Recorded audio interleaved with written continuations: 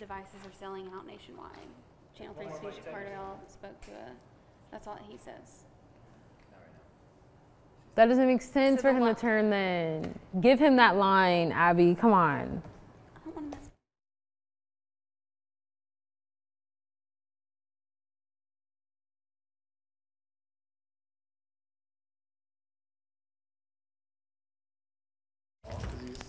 Mic check, Casey. Mic check, 1 2 1 2. My name is Casey. How about you?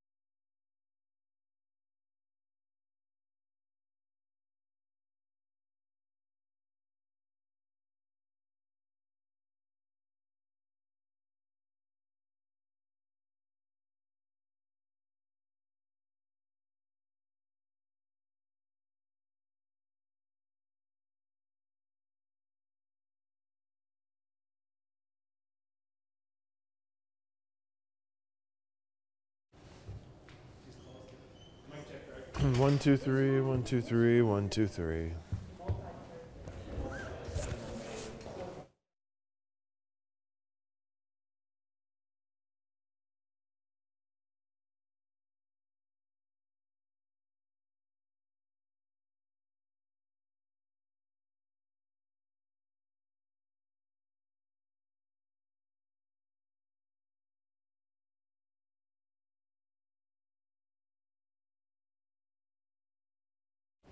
Greg used it on his hair. 1 2 1 2. Hello.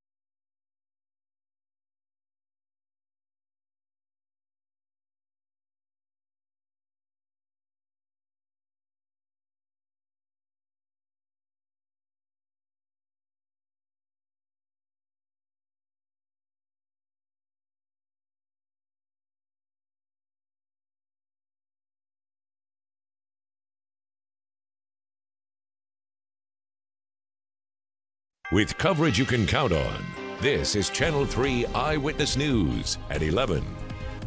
Good evening. Thank you for joining us. I'm Greg Glover. And I'm Cindy Sexton. In a rare move, the National Rifle Association is calling for additional regulations of bump stock devices that allow a faster firing rate for semi-automatic rifles. The Las Vegas shooter used them to fire hundreds of rounds into the crowd of thousands. Now gun stores are selling out of the devices nationwide.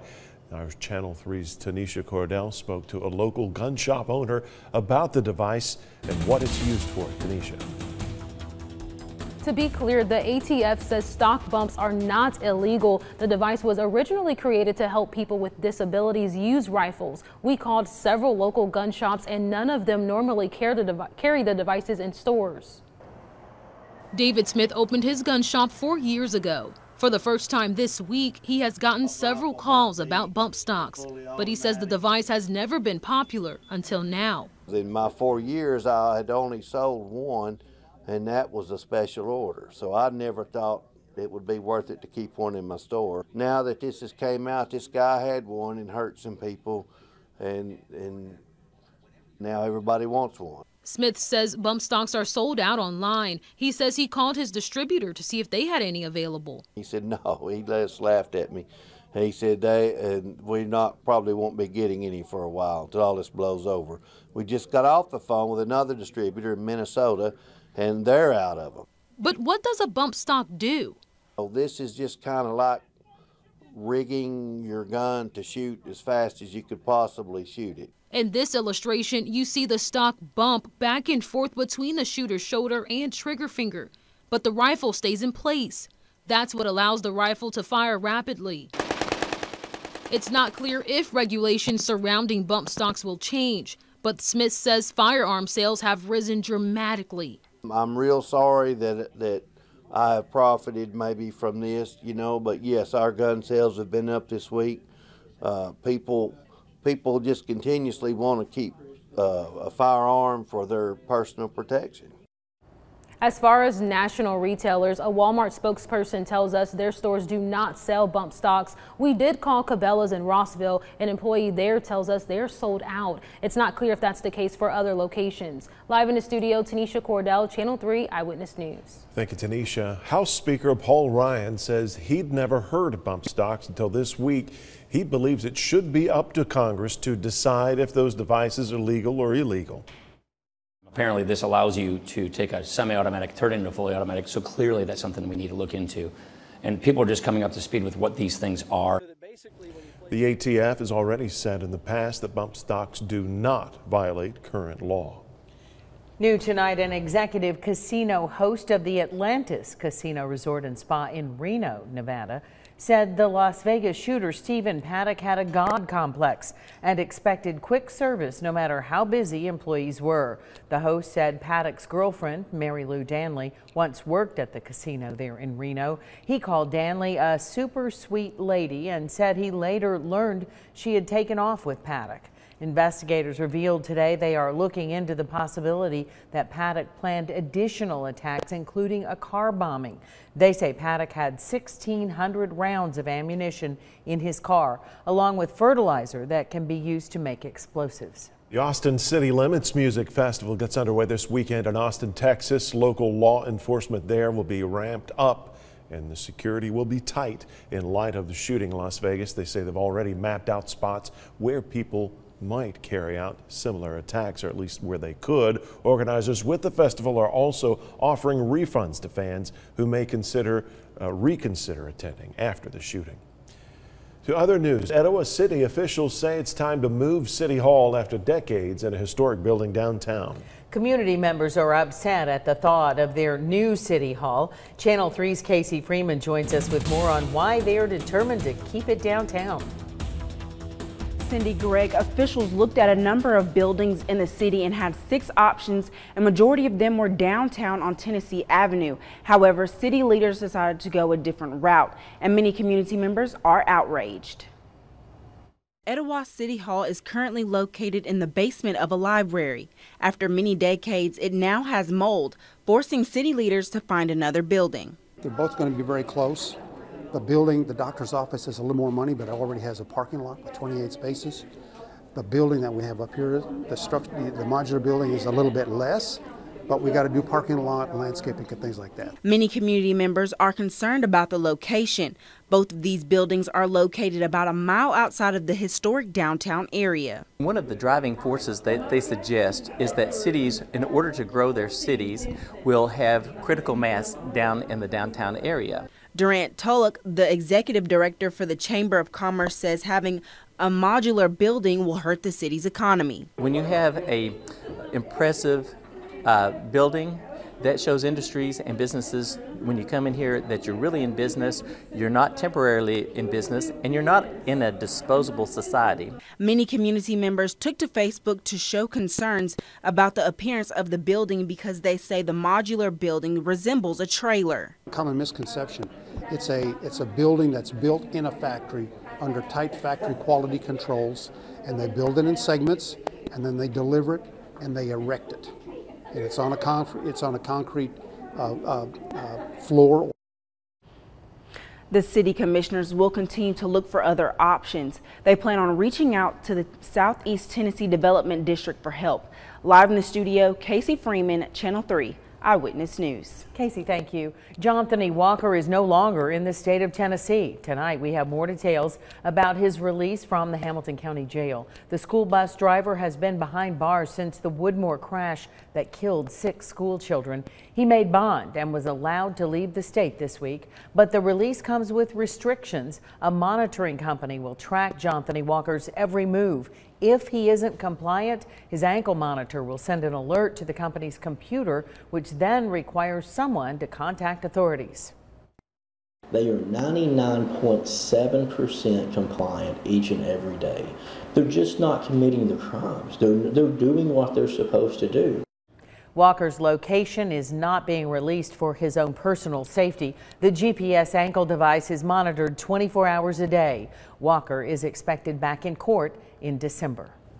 Now it's time to send it over to Nick Austin. He's in for Paul Barris. He's live in the Storm Alert Center with a first look at the forecast. A nice brisk evening out there. Yeah, it's very, very nice and I'd say pretty comfortable. Good. Yeah, it's going to be nice and cool again waking up tomorrow morning, but a warm afternoon again on Friday.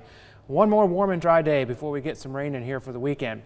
Right now we have clear skies in the city, 65 degrees, very pleasant. Winds are calm and boy, there's not much happening weather-wise for us. We could see some patchy fog early in the morning. Other than that, mostly clear skies for your morning commute.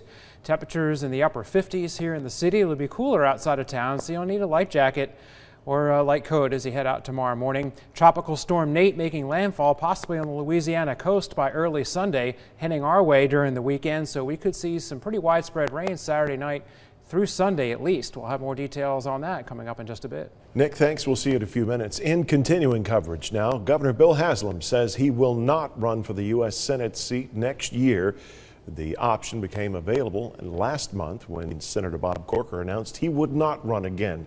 In a statement, the Tennessee governor said he wants to focus on his tasks as governor, and he said a Senate run would create distractions. Governor Haslam was first elected to that post in 2010. He can't run again next year for another term because of term limits. Shortly after the governor's announcement, Congresswoman Marsha Blackburn said she will be running for Senate to fill that seat that Senator Corker currently occupies. Representative Blackburn's office says her announcement comes after Tennessee conservatives, this is a quote, worked to persuade her to run, unquote. Students at UTC have been warned to be extra careful after an armed robbery last night. It happened as 3 students were studying for their exams on the patio at the campus ministry building. The man walked up, pointed a gun at them, and demanded their valuables. Right now, no arrest has been made. It's why at this hour, police want students and the surrounding community to be sure their doors are locked. One student described what the gunman did after the robbery. One of our friends had come up and saw him running that way and looked back, and he was by Walker. So he walked back over there and saw that our wallets were laying on the floor. Police are searching for a man about 6 feet tall, last seen wearing jeans and a black t-shirt. If you have any information, call authorities. After the break here at 11, hear how Hurricane Irma brought about a family reunion 5 years in the making. Then later, sponsors are beginning to drop Carolina Panthers quarterback Cam Newton after comments he made about a female reporter.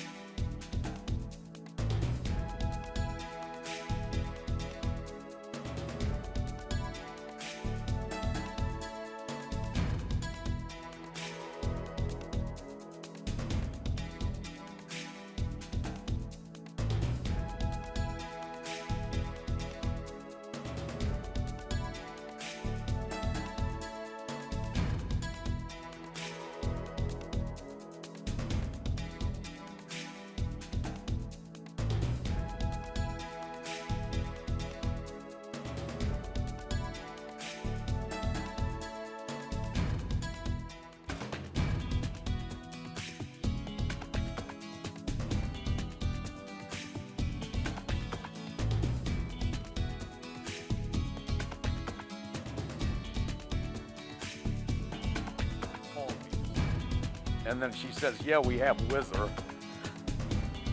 I really...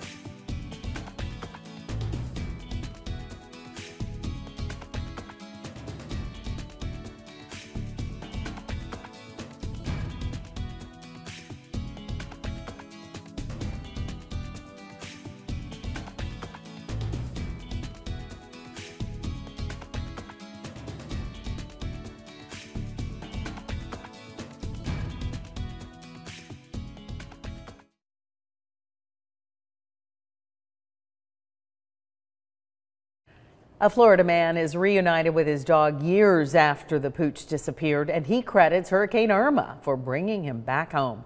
Pete Mayer says his yellow lab named Whizzer went missing 5 years ago. Mayer had given up hope of finding his furry friend, but 3 weeks ago, when Irma ripped through southwest Florida, a man found the 14-year-old dog lying in a puddle on the beach and took him to Animal Services. When Animal Services called me, and then she says, yeah, we have Whizzer, I really couldn't even talk. I was so choked up. Chip identified, and Mayer says Whizzer wasn't in good shape, but has since put 15 pounds back on in the last 3 weeks and starting to act like himself again. Tonight, the U.S. Department of Health and Human Services Office activated its Emergency Prescription Assistance Program for Puerto Rico to give residents there access to critical medications they need. It's been 2 weeks since Hurricane Maria devastated the island. Officials say the government's made progress distributing aid across the land there. Nearly 80% of gas stations around the island have been reopened, and nearly 70% of supermarkets have been opened as well. Coming up on Eyewitness News at 11, new revelations tonight that the president wanted to fire Secretary of State Rex Tillerson. This comes amid tensions between the two after a series of clashes.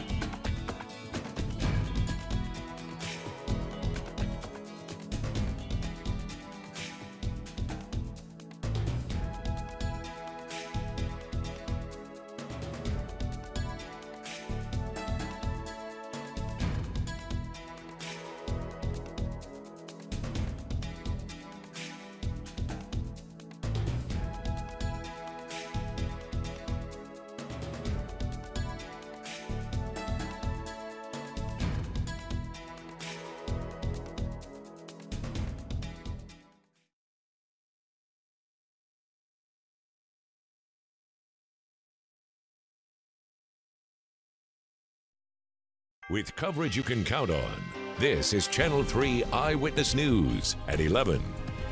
Tonight, NBC News reports a growing rift between President Trump and Secretary of State Rex Tillerson. This after reports that the president wanted to fire Tillerson yesterday until Chief of Staff John Kelly intervened. NBC's Andrea Mitchell has more. All the president's men in damage control today.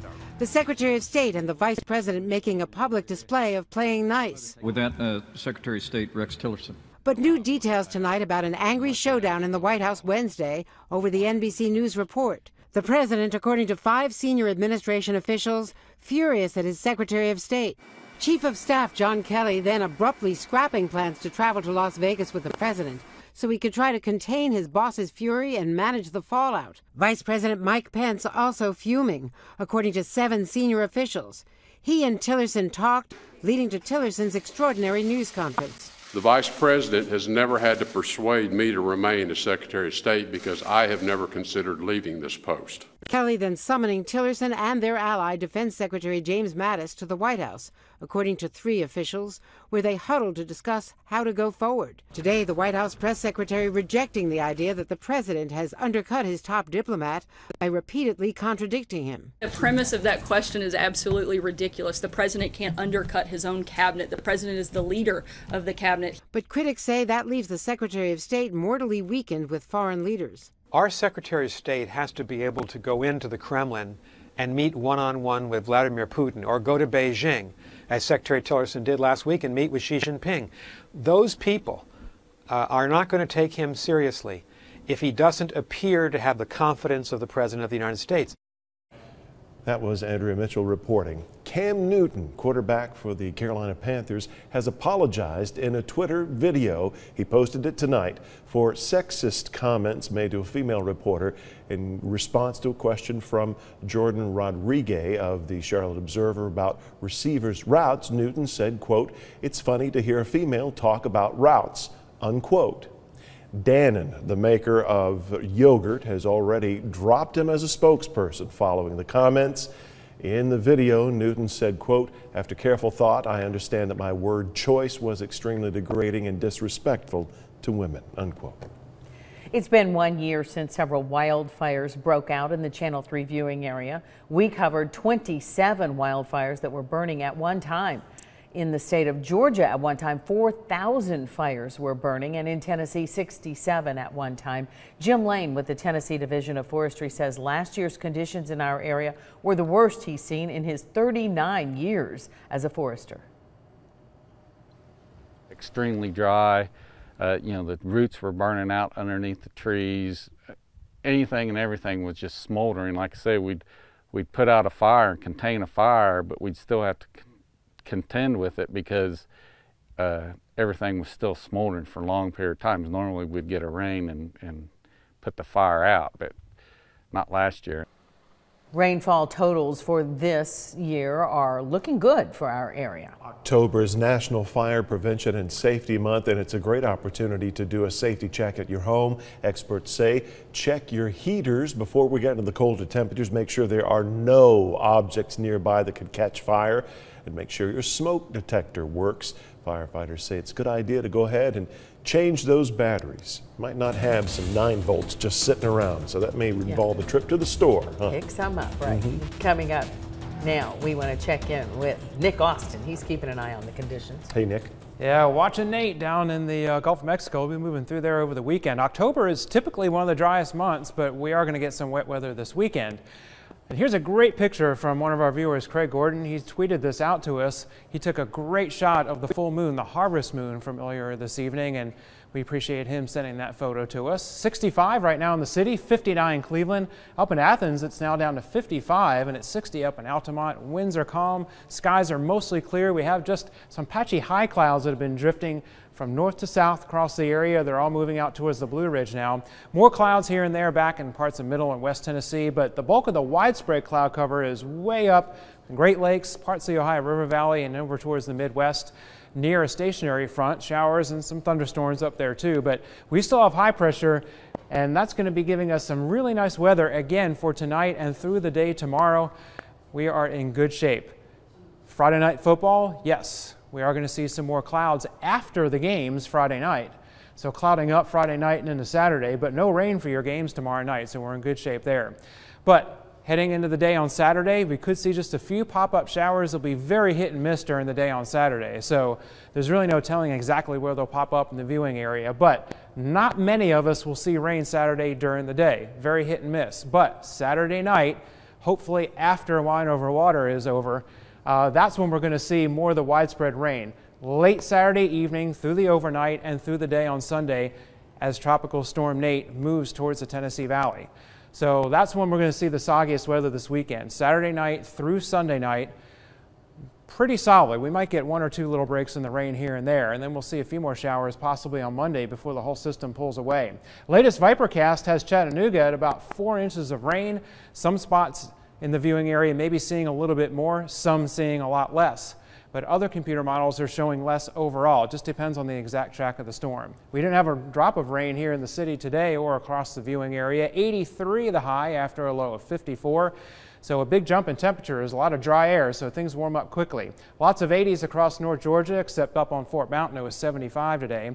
80 for Soddy-Daisy, 78 Lookout Mountain. Cleveland hit 82. While 79 was the high in Athens, 81 10 Mile. Over in Turtletown, it was a nice 75. And 86 up in Delano. 57 late tonight. Still a little bit of a cool start again for tomorrow. A little bit of patchy fog. Just grab a light jacket for the morning commute there as you're heading out the door. 85 tomorrow afternoon. Plenty of sunshine. Clouding up tomorrow, especially after the football games tomorrow night. So it'll be warmer. Lows in the low 60s late tomorrow night. Few showers here and there. Very hit and miss on Saturday. Rain will get widespread Saturday night and through the day Sunday. So again, second half of the weekend, it'll be great to just stay in, watch a movie, read a book, and just stay off the roads and relax. Tune into the fine programming here on Channel 3. That's right. Yeah, Okay. forgot to throw that in there. Thank you, Nick. You bet. Coming up next in sports, more life lessons from Alabama head coach Nick Saban. We've been waiting for this, right? Plus a little Friday Night Football Thursday edition. Highlights from 2 marquee area games. Sports is next.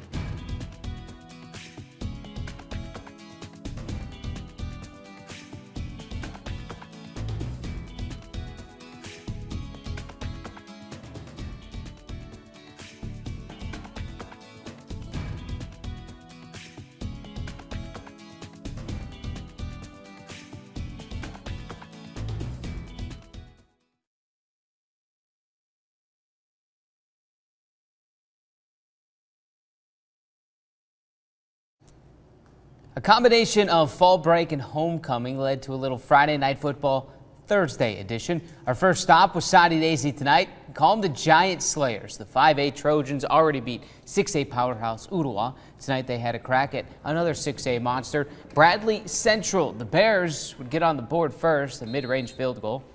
3-0 at that point. Soddy now gets to work on offense. Gavin Chambers rolling left. Chambers threading the needle to Garrett Richardson. What a catch right there. They did everything right except for the celebration. You saw it once. Let's take another look. Blaylock says, yeah, jump up. Richardson's like, when? Now? No, now? Oh, when? It's 7-3 Trojans nonetheless. Chambers would strike again in the first quarter. A quick hit to tie back, and and Beck's going to do the rest. Bradley would rally, though, from behind. The Bears win it 38-28. Another big one in town, McMinn County visiting Ooltewah. The Owls set the tone early. Opening drive. Tillin Cargill is going to bounce outside to the left. A nice chunk here down at the 3. Cargill would finish the drive 7-0 Ooltewah after he's going to punch it in here. Late first quarter we go. The Owls go to the air. Kyrell Sanford on the line to Andrew Manning. Looks like he gets in here. They take a second, look at it, say, no, you're down at the 1. Well, guess who finishes the drive? Yep, early second quarter, Tillin Cargill. The Owls run it up 40-7 over McMinn County. Looking ahead now to tomorrow, the jump from 3A to 4A hasn't seemed to bother East Ridge. They're a win away from all but locking up at least one home playoff game. That can happen in our game of the week if East Ridge takes care of the Central Purple Pounders. But first, the Pioneers say they need to get out of their own way. We do that a lot. We hurt ourselves, penalties, holding, like we really hurt ourselves when we get down. We've ran out of feet to shoot, so to speak. Lots of penalties, turnovers have hurt us. So, you know, we've got to protect the football. We've got to limit our mistakes and hopefully win the turnover battle. Our live Game of the Week coverage at East Ridge starts tomorrow at 5 p.m. with Jill Jelnick. Kick at 7:30, all the good stuff at 11 when FNF returns. And do not forget, you can already vote for next week's Game of the Week. 2 big ones here. McCallie at Baylor, Ridgeland at Heritage. Vote on our Facebook page. Do it once a day. The polls close Tuesday night at 10. We'll have the winner announced for you Tuesday night at 11. Let's start now on the college beat with everyone's favorite segment, Story Time with Alabama head coach Nick Saban, Childhood Edition. There's really only one way to sum this one up without taking 5 minutes of your time. Saban explains how a relationship breakup, his dad, and a gas station job taught him not to let one problem become 2 or even 3. You got that? Good. Now enjoy it. You know, it's kind of like my dad used to tell me, you know, when I used to go to work at the station, my girlfriend broke up with me, so I was treating the customers bad. And he said, "What's wrong with you today?" And I said, "My girlfriend broke up with me." He said, "Well, you know, you got one problem, but if you keep treating the customers bad, you're going to have 2 more. I'm going to fire you, and then I'm going to whip your ass for getting fired. So you're not going to have a girlfriend, you're not going to have a job, and you're going to get your tail whipped." For more context, the question was about Alabama's Texas native players going to Texas to play for the first time since Hurricane Harvey left its devastation. He was saying Harvey's destruction was and is a problem, but do not create more problems with a loss to Texas A&M because of a lack of focus. Alabama is at A&M Saturday, 7:15 on ESPN. On the ice, the Nashville Predators open the 2017 season tonight in Boston. Late first period action off a face-off. The Preds lose the face-off, but Victor Arvidsson ends up with it blown right past Tuukka Rask. The Preds' first goal of the season, 1-1 at that point. Late second period, the Preds are down 1. Boston has numbers on the move. It's the trailer, Charlie McAvoy, burying it. Pekka gives up 3 goals on the night. The Preds go down 4-3 in the season opener. Everybody playing tonight, it seems like. NFL going on too. So, Paul, thanks very much. We have an Amber Alert. It's known as a Levi's call in Georgia. And we're talking about a missing 3-month-old girl and a 9-year-old girl. Their names are Elizabeth Faith Turner and Hannah Nicole Turner. The suspect taken, who has the girls, Douglas Stephen Turner. The thing to be on the lookout for is the vehicle they may be in, a 91 Chevy Astro van. It's light blue in color, and do you see the, let's see, the license plate number? Let me give it to you. It's RCY 9381. If you run across any kind of vehicle like that today or into the morning, call the police there, 706-638-1909. You can also call 911. Absolutely. Let them know. And in just a moment, Nick Austin has your forecast for 7-day.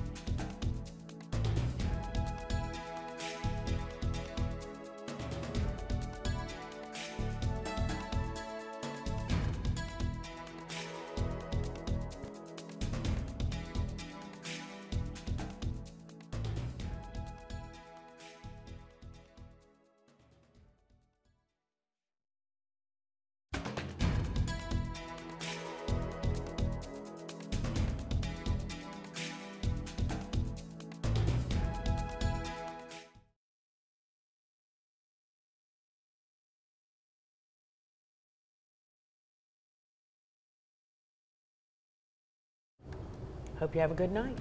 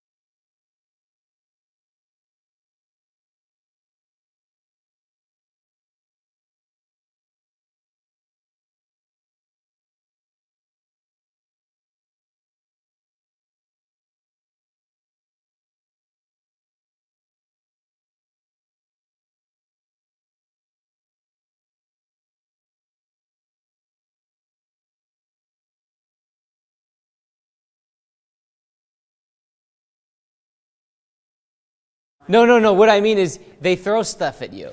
I know.